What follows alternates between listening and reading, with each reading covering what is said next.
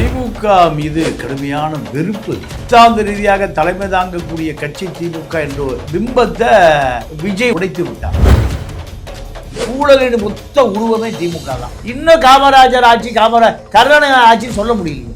விஜயகாந்துக்காக காத்திருந்தார். பழம் நழுவி அதுவும் நழுவி வாயில விழுந்து உட்கார்ந்து இருந்தார். 25 கோடி சபரீச மூஞ்சியில் எரிஞ்சாரு. அவர் எம்பி. பாரி வேந்தர், பச்சைமுத்து, ஜட்டி வேந்தருக்கு ஓட்டு போட்டாராம். மானங்கட்ட பயிலுவ தமிழன். ஸ்டாலின் இருந்து உதயநிதிக்கு போய் மின்க நிதி அடுத்த களத்துக்கு வரப்போறாரு. இப்படி ஒரு கூட்டம் அதிமுகல. விஜய மக்கள் எதிரியா பார்க்க, திமுகவை தான் எதிரியா பார்க்கறாங்க. இப்படி வராமே எவ்வளவு நாள் தான் இருப்பாரு விஜய்? இல்ல வரலினாலும் அவர் தான் ஜெயிப்பார். இது எவனுக்குமே அரசியலே தெரியலையே. பனையூர் பண்ணையாருடைய கேட்டுக்கள் கதவுகள் திறக்கப்படவில்லை. அவர் கேரவன் வேன விட்டு இறங்குறதே இல்லை. ரட்சகன்கிறான். இந்த மக்களோட இன்னும் அரசியலே போய் சேருது.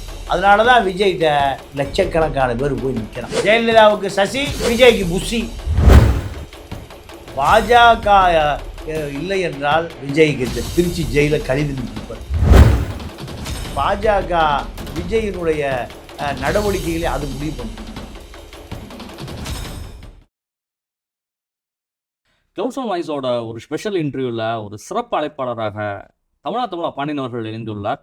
கேட்பதற்கான கேள்விகள் நிறைய இருக்கின்றன. வாருங்கள் சொல்லலாம். வணக்கம் சார். வணக்கம் சார். தமிழ்நாட்டோட அரசியல் விஜயை சுற்றி தான் சுரண்டுட்டு இருக்குது. இந்த கரூர் சம்பவத்துக்கு அப்புறம் சிபிஐ விசாரணையெல்லாம் சுப்ரீம் கோர்ட்லாம் கொடுத்தாச்சு. ஆனால் விஜய் இதுவரை வெளியில் பெரிதாக எதுவும் பேசவும் இல்லை. சம்பவ இடத்திற்கு விஜய் இது வரைக்கும் போகிறதும் இல்லை. ஆனால் மக்கள் மத்தியில் விஜய்க்கான ஒரு செல்வாக்குங்கிறது ஒன்றும் குறைஞ்ச மானியத்தில். ஏன்னா இறந்த ஃபேமிலியில இருந்தே எங்கள் அண்ணா வந்தால் மட்டும் போதும் அப்படிங்கிற அளவுக்கு தான் பேசுகிறாங்க. எப்படி சார் பார்க்குறீங்க இந்த ஒரு மனோபாவத்தை? இல்லை, திமுக மீது கடுமையான வெறுப்பு இருக்கு. திமுகவால் இந்த மக்களை கட்டுப்படுத்த முடியும். திமுக கொள்கை ரீதியான, சித்தாந்த ரீதியான கட்சி என்று அறிவிக்கப்பட்டாலும் திமுக அண்ணா திமுகவை விட, மற்ற பாஜகவை விட, கம்யூனிஸ்டுகளை விட, அத்தனை விட சித்தாந்த ரீதியாக தலைமை தாங்கக்கூடிய கட்சி திமுக என்று ஒரு பிம்பம் உருவாக்கப்பட்டிருக்கிறதே தவிர உண்மை அது ஒரு பிம்பம் தான். இந்த பிம்பத்தை விஜய் உடைத்து விட்டார். ஆனால் நீங்க திமுக உண்மையாகவே சித்தாந்த ரீதியான கட்சியாக கம்யூனிஸ்டுகளை போல, பெரியார் இயக்கங்களைப் போல அது வலுவாக இருந்தால் விஜய்க்கெல்லாம் வேலையே. சீமானுக்கு வேலை இல்லை, விஜயகாந்துக்கு வேலை இல்லை, எம்ஜிஆருக்கு வேலை இல்லை, யாருக்குமே வேலை இல்லை. இவர்கள் சித்தாந்தம் என்கின்ற ஒரு போலியான பிம்பத்தை உருவாக்கி சிறுபான்மை மக்கள், முஸ்லீம், கிறிஸ்துவ, தலித்துகளுடைய பிம்பத்தில் அது கட்டமைக்கப்பட்டிருக்கு. அப்போ விஜய மக்கள் எதிரியா பார்க்கல, திமுகவை தான் எதிரியா பார்க்கறாங்க. திமுக எது செய்தாலும் தவறு, நீ நல்லதே பண்ணாலும் தவறுதான். ஏன்னா தவறுதான் பண்ணும். நீங்க தத்துவங்களின் தலைவன் மார்க்ஸ், தவறுகளின் தலைவன் கருணாநிதி. இன்னும் காமராஜர் ஆட்சி, கருணாநிதி ஆட்சின்னு சொல்ல முடியலையே. கருணாநிதி ஆட்சின்னு சொல்ல முடியும், அண்ணா ஆட்சின்னு சொல்ல முடியல. அப்போ ஊழலின் மொத்த உருவமே திமுக தான். அப்படி இருக்கிற பொழுது புது வரவான விஜய்க்கு மக்கள் அதெல்லாம் பார்க்கறதே இல்லை. நீங்க நல்லவனாக இருந்தால் வருகிறவன் அதை விட நல்லவனாக இருக்கும். ஏன்னா கெட்டவன் தான் ஆட்சி பண்றான். விஜய்ங்க ஜெயலலிதாவோட அரசியல் பண்ணிட்டு இருந்தார் கருணாநிதி பண்ணாரு. விஜயகாந்த் யாரை எதிர்த்து நீங்க கருணாநிதியுடைய அரசியல் வாழ்க்கையில ஜெயலலிதா, கருணாநிதி பெரியார் இருக்கிற போது ஜெயலலிதா அரசியல் கிடையாது, எம்ஜிஆர் அரசியல் இல்லை, விஜயகாந்த் அரசியல் இல்லை, சீமான் இல்லை. எல்லாருமே சினிமா நடிச்சுட்டு தான் படம் எடுத்துட்டு இருக்கோம். கருணாநிதி அரசியலுக்கு வந்த பிறகு, முதலமைச்சர் நாற்காலிக்கு வந்த பிறகு இல்லாத இவர்களோடு தான் கருணாநிதி மரணம் அடைகிற வரை, சுடுகாட்டுக்கு போகிற வரை இவர்களோட தான் அரசியல் பண்ணார். அப்ப இவர்கிட்ட உண்மை இல்லைன்னு தான் அர்த்தம். விஜயகாந்துக்காக காத்திருந்தார். விஜயகாந்த் எப்படாம போல கூட்டணி சேருவார், பழம் நழுவி பாலில் வாயில விழுந்து உட்கார்ந்து இருந்தார். அவர் கடைசியா 2000 கோடி வாங்கி ஜெயலலிதா ஒன்று செட்டில் ஆயிட்டார். மச்சன மனைவி முதலே போய் செட்டில் ஆயிட்டார். அப்போ கருணாநிதி எதிர்த்து தான் தமிழ்நாட்டில் அரசியல். இப்போ விஜய் வந்த பிறகு கருணாநிதி ஆட்களையும் 10 ரூபா பாலாஜியும் மக்களால் ஏற்றுக்கொள்ளவே முடியும். இதுதான் விஜய்க்கு இருக்கக்கூடிய மிகப்பெரிய வாக்கு வங்கி. இப்படி வராமையே எவ்வளோ நாள் தான் இருப்பார் விஜய்? இப்படி வராமையே இருந்துட்டா மக்கள் வந்து ஒரு கட்டத்தில் யோசிக்க மாட்டாங்களா? இல்லை, வரலினாலும் அவர் தான் ஜெயிப்பார். அவரை சிஎம் எவனுக்குமே அரசியலே தெரியலையே, இந்த மக்களுக்கு அரசியலே தெரியலையே. அரசியல் தெரிஞ்சா அந்த திராவிட இங்கே எப்போ அடிச்சு போயிருக்கு. 2 திமுக அதிமுக 2 வாக்கு போடுற யாருக்குமே யாரு எம்எல்ஏ யார் எம்பினே தெரியாது. வாக்கு போடுறான். அப்போ இவனுக்கான அரசியலை போய் சேரது தான் அர்த்தம். தெரியாதுன்னு சொல்லுவார். முட்டாள்கள்லாம் ஓட்டு போடுறான், அயோக்கியம் கூட ஆட்சிக்கு போறான். யாராவது எம்எல்ஏ 234 எம்எல்ஏல யாராவது ஒரு மக்களுக்கு யாராவது ஒருவன் மனிதாபிமானத்தோடு உதவுறான ஒரு பட்டி எடுத்து காமிங்க. ரியல் எஸ்டேட்காரன், கஞ்சா விற்கிறவன், சாராயம் விற்கிறவன், எல்லா எம்எல்ஏக்கும் டாஸ்மார்க்கில் பினாமியை போட்டு 24/7 24 மணி நேரம் டாஸ்மார்க் இயங்குது. எப்படி எம்எல்ஏ தெரியாமல் இயங்க முடியுமா? ஒரு எம்எல்ஏ ஆனால் 5 வருஷம் 500 கோடி ரூபா அப்படியே வந்துடுது. ஃபார்ச்சுனர் காரு, குழந்தை குட்டியெல்லாம் ஊட்டி, லண்டன், பிரான்ஸு, அவன் ஒரு பெரிய பண்ணையாராக மாறிடுறான். எல்லா பக்கம் ஏழை பாளையா இருக்கான், எம்எல்ஏ ஆகிறான். அந்த கட்சியில் சீட்டு கிடைச்ச பிறகு அவன் அந்த தொகுதியினுடைய அறிவிக்கப்படாத பண்ணையார். எவன் ரியல் எஸ்டேட் பண்ண அங்கே தான், எவன் சாராயம் விற்றாலும் பங்கு கொடுக்கணும், எவன் கஞ்சா விற்றாலும் பங்கு கொடுக்கணும், எதை இல்லீகல் பண்ணாலும் பங்கு கொடுக்கணும். யாருக்கு? எம்எல்ஏ. இதான். அப்போ இவனுக்கு தான் இந்த மக்கள் ஓட்டு போடுறான். இவன் இதெல்லாம் செய்யறான்னு தெரிஞ்சு அவன் ஓட்டு போடுவானா? எம்பி வரக்கூடிய ஆட்கள் பூரா 25 கோடி போய் அந்த கட்சி மூஞ்சில் வீசி எறிகிறான். 25 கோடி பொறுக்கி எடுத்துட்டு அவன் தான் எம்பி. யாருனாலும் யாரு நீங்க ஜெகத்திரட்சன் யாராவது தெரியுமா? கலாநிதி வீராசாமி தெரியுமா? நீங்க திமுக வேலுச்சாமின்னு ஒருத்தர் இப்போ 2 இடம் எம்பியா இருக்கார் திண்டுக்கல் தொகுதியில். கர்நாடகா ஆந்திராவோட 200 கந்து வட்டி கடை வச்சிருக்கேன். கந்து வட்டி கடையில் மீட்டர் வட்டி, ஸ்பீடு வட்டிலாம் கடை வச்சிருக்கிறவர். அவர் ஒரு ஆசை, பார்லிமெண்ட்டில் போய் உட்காரணும்னு 25 கோடி எடுத்துட்டு வர்றாரு. 25 கோடி தான் விலை. இந்த முட்டா பையன் பூரா ஓட்டு போட்டுருவான். இவனுக்கு தேவை 500 ரூபா காக்கா பிரியாணி, ஒரு ஓல்டு பங்கு குவார்டர், அவ்வளோதான். இது மொத்தமாக எடுத்துட்டு போனீங்கன்னா வாக்குப்பெட்டியில் அப்படியே பொட்டி எடுத்துடலாம். அப்போ இது அரசியல் அது அரசியல் இவ்வளவு. அப்போ வேலுச்சாமி அது திமுக உறுப்பினர் கார்டு கூட கிடையாது. அவர் என்ன பண்றாரு? ஒரு 25 கோடி எடுத்துக்கொண்டு நேரம் சபரீசனுக்கு போறாரு. சபரீசனுக்கு 25 கோடி, ஐபிக்கு 5 கோடி, சக்கரபாணிக்கு 5 கோடி, செலவண்ணார் 10 கோடி எம்பி. இதுக்கு முன்பு அதே தொகுதியில உதயகுமார் ஒரு எம்பி, நாடாளுமன்ற உறுப்பினர். அவரு கவுன்சிலர் எலெக்ஷன்ல நிற்கிறார் ஒரு கிராமத்துல. அப்போ எல்லாருக்கும் ஆளுக்கு 1000 ரூபா 500 ரூபா கொடுக்குறாரு. தோத்து போயிட்டார். ஊர்கூடத்தை கூட்டுறாரு. அதிமுகவுடைய நாடாளுமன்ற உறுப்பினர் உதயகுமாருடைய கதையை சொல்றேன். மானங்கிட்ட பயிலுவ தமிழன், ஏன்டா எனக்கு ஓட்டு போடல? அவன் 2000 கொடுத்தா ஓட்டு போட்டான். கொடுத்த காசெல்லாம் கொடுக்கடா, மானத்தை கெடுத்துருவேன். யார் சொல்றா? உதயகுமார். அவ்வளவு பேர் ரோசப்பட்டு கிராமத்துல சூழ்நிலையோட இருப்பான், கோவப்படுவான். உண்டாட்டி எட்டி பார்த்தாலும் 60 தான் பேசும். அவ்வளவு பேர் பணத்தை கொண்டு வீட்டில் இருந்து கொடுத்துட்டு போயிட்டான். பணத்தை வசூல் பண்ணிட்டார். சசிகலா தயவுல அவரு தான் நாடாளுமன்ற உறுப்பினர். அப்போ இந்த முட்டா பயிர்களுக்கு யார் எம்பின்னா அவனுக்கு என்ன தகுதி? 6 சட்டமன்ற தொகுதியினுடைய ஒரு வேட்பாளர், 6 எம்எல்ஏவுக்கு ஒரு எம்பி. 6 12 லட்சம் 10 லட்சம் மக்களுக்கான பிரதிநிதி அவன். டெல்லியில் போய் என்ன பேசியிருப்பான் அந்த உதயகுமார்? வேலுச்சாமி அதை வேற எங்கேயும் போகல. 40 தொகுதிக்கு வரல, திண்டுக்கல் மட்டும் சொல்றேன். இது முதல்ல உதயகுமார் சசிகலா காலை பிடிச்சி எம்பி, அடுத்து ஐபி சக்கரபாணி காலை பிடிச்சி வேலுச்சாமி. அப்போ அந்த திண்டுக்கல் தொகுதி என்ன நடக்கும்? 15 வருஷம் கதை இது. இது தமிழ்நாடு முழுக்க இதுதான் கதை. ஜெகத் ரட்சகன் பாரிவேந்தர் யாரு? நம்ம எஸ்ஆர்எம் கல்வி கொள்ளையன், ஜெயிலில் கிடந்தார், கழிதரடி ஜெயிலே கிடந்தார். இப்போ அவரு நாடாளுமன்ற உறுப்பினராக இருந்தார். ஏன்னா பல கோடி துண்டனா திமுக கொண்டு போட்டா இல்லை, அவரு டெல்லிக்கு போன விருப்பப்பட்டார். கொண்டு 25 கோடி சபரீசன் மூஞ்சியில் எரிச்சாரு. அவர் எம்பி. எல்லா பேரும் ஓட்டு போட்டாங்க. அவரு யாருக்கு? பாரிவேந்தர், லட்சமூர்த்தி, ஜட்டி வேந்தருக்கு ஓட்டு போட்டாங்க. அப்போ நாடாளுமன்றத்துக்கு ஓட்டு போடவனுக்கும் தெரியல, ஓட்டு போட தெரியல. அப்போ எல்லாம் விஜய் பின்னாடி நிற்கிறான். விஜய் பின்னாடி ரட்சகன்கிறான். அவர் கேரவன் வேனை விட்டு இறங்குறதே இல்லை. எங்க போனாலும் 2 கோடி ரூபாய் லெக்ஸஸ் கார்ல தான் போறாரு. சந்திக்கவே முடியறது இல்லை. நீங்கள் ஒரு தொண்டை கல்யாணம் பண்ணணும்னு பொண்டாடி கூட்டிகிட்டு போகிறான், தாலி கட்டணும் வருங்கால மனைவின்னு போகிறான். பனையூர் பண்ணையாருடைய கேட்டுக்கள் கதவுகள் திறக்கப்படவில்லை. எப்படியா தலைவனுக்கு முன்னாடி தானே கல்யாணம் பண்ணணுங்கிறான். அவர் பென்ஸ்காரில் போனால் தான் கதவு திறக்கும், ஆட்டோவில் கூட கதவு திறக்காது. கடலூரில் லியோ ரிலீஸ் ஆகுது. லியோ ரிலீஸ் ஆகுது. தலைவனுக்கு முன்னாடி தாலி கட்டுறதுக்கு அங்கே போயிட்டான். தலைவன் திரையில் தோன்றிய பிறகு தாரையில் முன்னாடி தாலியை கட்டிட்டான். தாலியை கட்டிட்டு விஜய் மாதிரியே எனக்கு ஒரு பையன் வரம்பியா அடுத்த வேலைக்கு போக ஆரம்பிச்சிட்டான். சுற்றி இருக்கவன பிரிச்சுட்டாங்க. இல்லைன்னா அங்கேயே என்ன நடந்திருக்கான், விஜய் மாதிரி ஒரு பையனை தயார் பண்ணியிருப்பான். அப்போ இந்த முட்டாள் தமிழர்களை வைத்துக் கொண்டு பெரியார் சொன்னார், எப்போ ஆட்சிக்கு இது முட்டாள் பூரா ஓட்டு போடாண்டா, அயோக்கிய பூரா ஆட்சிக்கு போடாண்டா, அதனால நான் எம்எல்ஏ எம்பி எலெக்ஷன் எதுக்குமே வரலடா இப்படி சொன்ன தந்தை பெரியார் அந்த அப்பந்தது தெரியாத அண்ணாத்துறை ஒழிச்சே விட்டார். இதுதான் அப்போ இந்த மக்களோட இன்னும் அரசியலே போய் சேரல. அதனாலதான் விஜய் லட்சக்கணக்கான பேர் போய் நிற்கிறான். பாஜக நிற்குது, எடப்பாடி போய் நிற்கிறார், திமுக மிரளுது. இப்ப இந்த அரசியல விஜயை சுற்றி தான்.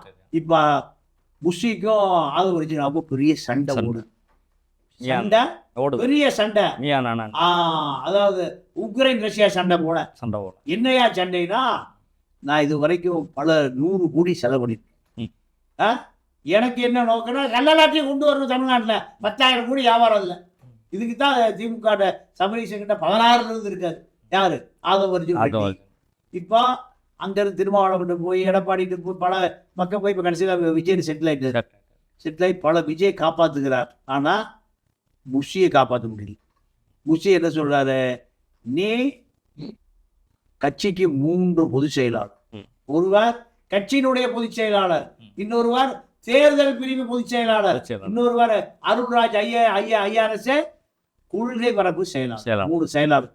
இப்போ கட்சி வேலை செய்யணும், எலெக்ஷனுக்குள்ள பூத் கமிட்டி போடணும் எல்லாமே. இப்போ ஆதவரிஜனா ஒரு மாவட்ட செயலர் கூப்பிட்டா, நீங்க புஷிட்ட பேசிக்க. எனக்கு தலைவர் புஷி தான். ஜெயலலிதாவுக்கு சசி, விஜய்க்கு புஷி. இப்போ தேர்தல் பிரிவு பொதுச் செயலாளருக்கு யாரும் கட்டுப்பட மாட்டேங்கிறான். யாரும் கட்டுப்பட மாட்டேங்கிறான். இப்போ விஜய்கிட்ட பஞ்சாயத்து போகுது. விஜய் சொல்றா, நீங்க புஷியை பார்த்து அனுசரிச்சு பண்ணிக்கங்க, 2 அனுசரிச்சு பேசுங்க, அவ்வளோதான். எனக்கு தேவை புஷி தான், விஷயம் தான். அப்போ மண்டல செயலாளர் போடலான்னு இப்போ ஒரு 3 பேர் உட்காந்து பேசி விஜய்கிட்ட போறாங்க. 4 மண்டலமா பிரிச்சிருங்க, வடக்கு தெற்கு மேற்கு கிழக்கு. ஆமா, 4 பேருக்கு 4 மண்டலத்தை கொடுத்துருங்க. புஷி பார்க்கற வசூலே பண்ண முடியாத ஒரு மண்டலத்தை கொடுத்துட்டு 3 இவனும் ஆட்டை போடலான்னு பாக்குறானுங்க. இல்ல, முடியவே முடியாது. இப்படி சண்டை ஓடிட்டு இருக்கு. இந்த சண்டையில ஏதோ உக்ரைன் ரஷ்யா சண்டை, அமெரிக்கா ரஷ்யா சண்டை போல விஜய் கட்சி பெரியவர் வளர்ந்துருச்சு போல இருக்கு. இப்படி அவரு போயிட்டு இருக்கு. அதனால இந்த முட்டாள் மக்களை திருத்துவதற்கு 7 பெரியார் வேணும், 80 காமராஜர், 50 கக்கன் வேணும், 100 ரெட்டமலை சீனிவாசன். அத்தனை பேர் ஒரே நேரத்தில் குதிச்சா இந்த மக்களை மீட்டெடுக்க முடியும். மீட்டெடுக்கவே முடியாத நிலைமைக்கு போயிடுச்சு. இப்போ அடுத்து ஸ்டாலின் இருந்து உதயநிதிக்கு போய் இன்பநிதி அடுத்து களத்துக்கு வர போறாரு. இவராக வெளியில வந்துருவாரு. எப்பாவது இருக்கா, அவர் வெளியிலே வரமாட்டார். அவர் தான் அடுத்த தலைவர் தயாராகி கொண்டிருக்கிறார். திமுகவுடைய ஒரு கோடி தொண்டரா அவரை தானே தலைவராக ஏற்றுக்கொண்டான். முதலாளி துரைமுருகனை ஏற்றுக்கிட்டார். ஆமா, ஏன்னா இருக்கிற 1 லட்சம் கோடிய கிழிஞ்ச சட்டையோடு இந்தியாவுக்கு அறிமுகமான துரைமுருகன் இன்னைக்கு 1 லட்சம் கோடி லண்டன்ல தான் சட்ட நிச்சயம் வருது. லண்டன்ல இருந்து தான் சட்ட நிச்சயம் வருது. குழுப்பில் மொத்த உருவம் துரைமுருகன். அந்த துரைமுருகன் இன்பநிதி அமைச்சரவை நான் தான் அமைச்சர், அவரை முதலமைச்சர் நான் தான் அமைச்சர். அவர் பையனாலும் நான் செக்ஷனையாவது வந்து நான் அமைச்சராக. இப்படி ஒரு கூட்டம் அதிமுகல. அதனால அவர்களுக்கு அதை பற்றி கவலை இல்லை, இவர்களுக்கு இதை பற்றி கவலை இல்லை. இதுதான் தமிழ்நாட்டு அரசியல். இதை தெரிந்து கொண்ட விஜய் எப்படி இருந்தாலும் நமக்கு ஓட்டு போடுவோம். அந்த முட்டா பையன் என்னைக்கு போனாலும் ஓட்டு போடுவோம், என்னைக்கு ஓட்டு போகாம இருந்தாலும் ஓட்டு போடுவான். முதலமைச்சர் ஆயிடுச்சு. இப்போ விஜய் எப்படி இப்படி இருக்கு, அதே மாதிரி சினிமா காய் தான் ஜெயலலிதா. அந்த அம்மா முதலமைச்சரை கோட்டு கீட்டு சொக்கா போட்டு கவர்னர் மாளிகை பதவி வைத்து அந்த அம்மாவை அலங்கார பொம்மையாக சசி கும்பல் தான் வைத்திருந்தது. டெல்லியில் முதலமைச்சர் மாநாடு, எல்லா முதலமைச்சரும் வந்திருக்காங்க டெல்லியில். இந்த அம்மாவுக்கு திடீர்னு ஒரு ஃபோனை, வளர்ப்பு பொமரேனியன் நாய்க்குட்டி செத்து போச்சுன்னு. யாருக்கு? ஜெயலலிதாவுக்கு. முதலமைச்சர் மாநாட்டை தூக்கி கடாசிட்டு ஷார்ட்டர் ஃப்ளைட்டில் எங்கே வந்துருச்சு? பாய்ஸ் கார்டன் வந்துருச்சு. பொம்மரி நாயபா என்ன 8 கோடி பேர் எனக்கு நாயாயா முக்கியம், என்னுடைய பொம்மரின் செல்லக்குட்டி நாய் தான் முக்கியம், மக்கள் எல்லாம் நாயை விட கீழே. இப்படி உலகம் பூரா தெரிஞ்ச விஷயம் தானே. அப்போ இதுதான் தமிழனுடைய அரசியல். கேரளா தான் சொல்லுவான், அப்பனுக்கு சாராயம் மகனுக்கு சத்துவம். முடிஞ்சடா தமிழ்நாடு அரசியல். சமூக நலத்துறை புள்ளிவரம் 2.1 இப்போ 1.1 பிறப்பு வீதம் பாதியாக போச்சு. இவன் குடிச்சிட்டு போய் குப்பரப்படுத்துக்கிறான், பக்கத்து வீட்டில் இருக்கிற பீகார்காரன் ஏறி பாய்ச்சிக்கே வந்தாலும் வந்த பிறகு ஒரு கலப்பினம், தமிழர் வட இந்திய கலப்பினம் ஒன்று உருவாயிடுச்சு. 1 கோடி பேரும் இப்போ 1 கோடி வாரிசுகள் உருவாகி கொண்டிருக்கிறது. தமிழச்சி ப்ளஸ் பீகாரி எல்லாம் இந்தியர்கள் தான், பாஜக சொல்வதை போல. அப்போ இதில் இவன் ஓட்டு போட்டா என்ன போடல என்ன? திமுக 1000 ரூபா வச்சிருக்கான், அண்ணா திமுக 2000 ரூபா வச்சிருக்கான். இதுதான் இருக்குது. அப்பா விஜய் போனாலும் போட போறான், போறான். கூட்டி செத்து போன ஜெயலலிதாவே சாக வரைக்கும் போறது. இதுதான் தமிழ். எடப்பாடி பழனிசாமியும் எப்படியாச்சும் விஜய் உள்ள கொண்டு நினைக்கிறாரு. இன்னொரு பக்கம் பாஜகவும் முயற்சி எடுத்துட்டு இருக்கு. அண்ணாமலை ஒரு பக்கம் வந்துட்டு கட்சிக்குள்ள என்ன நடக்குதுன்னே தெரியல, அவர் வெளியில போய் புது கட்சி ஆரம்பிப்பாராங்கிறதும் போயிட்டு இருக்குது. நயினாராயணனுக்கு அந்த அளவுக்கு மீடியா ஃபோக்கஸ் கிடைச்சிருச்சாங்கிறதும் ஒரு டவுட்டு. கட்சிக்குள்ளேயே அவருக்கு முழுமையான ஆதரவு இருக்கான்னு ஒரு பெரிய ஒரு சந்தேகம். அண்ணாமலை வரும்பொழுது இந்த ஒரு க்ரௌட் ஃபார்மேஷன் நயினாருக்கு அந்த இடத்துல இல்லாமல் போயிட்டு இருக்குது. எப்படி பாக்குறீங்க? அண்ணாமலை தனி கட்சி தொடங்குவாரா, விஜய் போவாரா? எடப்பாடியை பொறுத்த வரைக்கும் எடப்பாடி விஜய் கொண்டு வருகிற முயற்சியெல்லாம் இல்லை, விட்டுட்டார். அது அந்த வேலை பாஜக எடுத்துட்டான். பாஜக இல்லை என்றால் விஜய்க்கு திருச்சி ஜெயிலில் கழிந்து நின்றுருப்பார். திருச்சி ஜெயிலில் கழிந்து நின்றுருப்பார். பாஜகவை அவரை கையில் எடுத்திருக்கு. பாஜக எதை சொல்லுகிறதோ அதை விஜயும் ஆதவ அர்ஜுனாவும் தடமாறாமல் பின்பற்றுவார்கள். அப்படி தடமாறினால் அவருடைய தடை எங்கே போய் நிற்கும்? திருச்சி ஜெயிலில் தான் போய் நிற்கும். அதிகார ஜெயிலில் போய் நிற்கும். கொள்கை எதிரிங்கிறாரு. கொள்கைக்கு எதிராக எதிரிங்க. அரசியல் பேசிதான் ஆகணும். 500 ரூபா பார்ட்டியா, 500 ரூபா டாட்டா பிரியாணி ஓல்டு கொண்டு கூட்டுரு. இரவு படுக்க போகிற 12 மணி வரை விஜயகாந்த் என்னுடைய கொள்கை எதிரினார். யார்? ஜெயலலிதாவும் கருணாநிதி. மக்களோடு கூட்டணி, ஆண்டவனோடு கூட்டணினார். காலையில் எங்கே வந்து சேர்ந்தார்? ஃபோன் பண்ணும்போது கருணாநிதி ஏன் வீட்டுக்கு ஒரு நாள் உட்காந்துருக்காரு. இவர் ஜெயலலிதா ஏன் வீட்டுக்கு வரும்? கடைசி எங்கே போய் சேர்ந்தார்? போலீஸ் கடை நைட்டு வரைக்கும் விஜயகாந்த் சொல்லிட்டு இருந்தாரு, மக்களோடு கூட்டணி, ஆண்டவனோட கூட்டணி. மக்கள் ஆண்டவன ஜெயலலிதா இருக்கான்னு போயிட்டாங்க. இப்படித்தான் அரசியல்வாதிகள் நாக்கு எப்படி வேணாலும் மாறும். அதனால விஜயை பொறுத்த வரைக்கும் பாஜக இல்லை என்றால் விஜய் நீங்கள் வைகோ மாதிரி வேலூர் ஜெயிலில் வைகோ இருந்தார், இவர் திருச்சி ஜெயிலில் ஒரு 6 மாதம் இருப்பார். 6 மாதம் கழிச்சு வெளியே வரும்போது நீங்கள் கண்ணு மூலையில் வெளியே வந்துடும். ஒரு 15-20 கிலோ பாடி ஏறுவார். ஏன்னா 25 வருஷமாக ஒரு ஊட்டச்சத்து நிபுணர் டாக்டர், 4 லட்ச ரூபா சம்பளம். டெய்லி அவர் எழுதி கொடுக்குற மருந்து தான் அவர் சாப்பாடு. 10 பாதாம் பருப்பு, 10 பிஸ்தா பருப்பு, ஆப்பிள் ஜூஸு, ஆரஞ்சு ஜூஸு, அண்டாச்சி ஜூஸு, இளஞ்சீர் ஜூஸு கொடுத்து வச்சுருக்காரு. சிறைக்குள்ளே போனால் கிளாஸ் என்ன கிடைக்கும்? 3 சப்பாத்தி கிடைக்கும். சாம்பார் கொடுப்பான். சாம்பார் இருக்கிற காய் எடுத்தால் கூட்டு. நான் பல நாள் சாப்பிட்ருக்கேன் பழஞ்செய் ஈழ போராட்டத்துக்கு போய். நான் கஞ்சா சாராயத்து கேஸில், சைன்ஸ் ரீச்சிங் கேஸில், ஈழ போராட்டத்துக்கு கேஸில் போய். அப்போ தண்ணி ஊற்றுனா அது ரசம். இதுதான் ஜெயில் சாப்பாடு. இதை விஜய் சாப்பிடுவாரா? வைகோ எத்தனை மாதம் இருந்தார் வேலூர் ஜெயிலில்? பல மாதம் இருந்தார். 1.5 வருஷம் இருந்தார். இப்போ விஜய் போய் ஒரு 1 மாதம் இருப்பாரா? ஒரு நாள் இருக்க மாட்டார். திரிஷா போட்டாவது ஊட்டி வைக்கணும் அந்த ரூம்ல. கீர்த்தி சுரேஷ் போட்டாவது ஊட்டி வைக்கணும், அப்போ தான் இருப்பார். அப்போ வாய்ப்பே இல்லை. அதனால பாஜக விஜயினுடைய நடவடிக்கைகளை அது முடிவு பண்ணும். அதனால விஜய் கண்டிப்பாக அதிமுக பாஜக கூட்டணியில் இணைந்து கொள்வதை தவிர அவருக்கு வழியே கிடையாது. இதுதான் எடப்பாடி போட்டாச்சு. எடப்பாடிக்கு தேவை 3.5% தான். 21 தேர்தலில் எடப்பாடி ஆட்சியில் இருந்தது 3.5% தான். விஜய்ல 10% இருக்குது. அப்போ எடப்பாடி சிஎம் ஆயிட்டார், தெளிவாக இருக்கார். அதனால எடப்பாடி விஜய் பாஜக கூட்டணி தெளிவாக இருக்கு. பாஜகவுக்கு எடப்பாடி முதலமைச்சர் ஆகலையா, முக ஸ்டாலின் ஆயிடக்கூடாது. அவர்களுடைய நோக்கம் அதுதான். அப்போ அதற்கான திட்டமும் ஒரே கடலில் 3 நாளுமாக அடிச்சாச்சு பிஜேபி. பிஜேபி இருந்து முடித்து கொண்டு எந்த காலத்துல விஜய் வர முடியாது. வந்தால் நேரடியாக சிறை தான். அவர் எப்போவா எடுத்த புலி படத்துக்கு 5 கோடி ரூபாய் வருவாய்க்கு வழக்கு போட்டு வச்சிருக்கான். புலி படம் எடுத்து பல நாள் ஆச்சு. பிடி செல்வகுமார் பயிர் எடுத்து அவர் இப்போ திருவனந்தபுரம் ஆஸ்பத்திரியில் பைபாஸ் சர்ஜரி பண்ணி படுத்துட்டு இருக்காரு. அவருக்கு 5 கோடி ரூபாய் பணம் கட்டுன்னு நோட்டீஸ் போயிருக்கு. அப்போ விஜய்க்கு தான் அந்த நோட்டீஸ் யாருக்கு? விஜய்க்கு தான். தயாரிப்பாளர் பிடி செல்வகுமாராக இருந்தாலும் எனக்கு தெரியாதுங்க, எல்லாம் அவரு தாங்க. ஜெகதீஷ் பழனிசாமி இப்படி 1000 கோடி வந்தது, எல்லாம் விஜய் காசு தான். இப்படி தான். அப்போ இந்த பணம் எங்கிருந்து வந்ததுன்னு அமலாக்கத்துறைக்கும் வருமான வரித்துறைக்கும் கண்டிப்பாக தெரியும். அதனால தப்பவே முடியாதுங்கிற விஷயமும் விஜய்க்கு தெரியும், எடப்பாடி பழனிசாமிக்கு தெரியும், அமித்ஷாவுக்கும் தெரியும். அதனால விஜய் அதிமுக கூட்டணியை தவிர வேற எந்த கூட்டணிக்கும் போக முடியாது. நயினா நாகேந்திரனை பொறுத்த வரைக்கும் அண்ணாமலையிடமிருந்து அத்தனை சமூக வலைதள நபர்கள் பூரா அண்ணாமலையிலிருந்து பெட்டி எடுத்துட்டு போய் பல கோடி வீடு கட்டின பூரா இப்போ யாருட்டு இருக்கான்? நயினார் பாலாஜி இருக்கான். நயினார் பாலாஜி நயினார் நாகேந்திரனுடைய பையன்.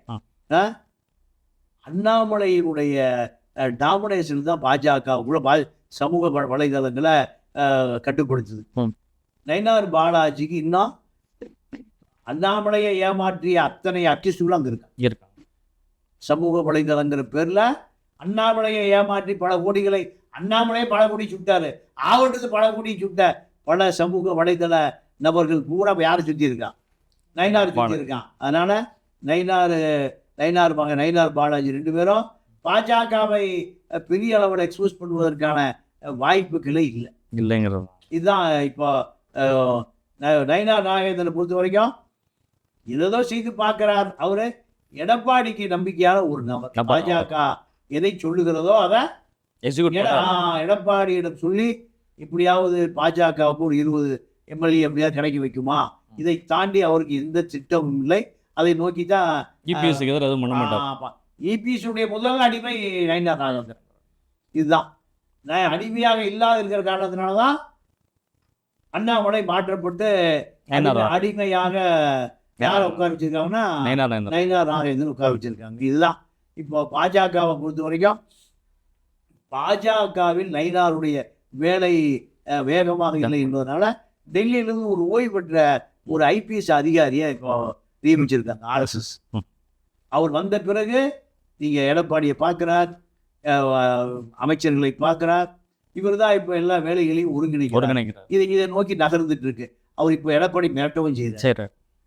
இப்போ இதை தாண்டி இந்த பிஜேபி நபரிடம் வேலுமணி கும்பல், வேலுமணி போன்ற ஆட்கள் எடப்பாடியோட விசுவாசமா யாருக்கு இருக்காங்க? அந்த RSS நம்பர் இருக்காங்க.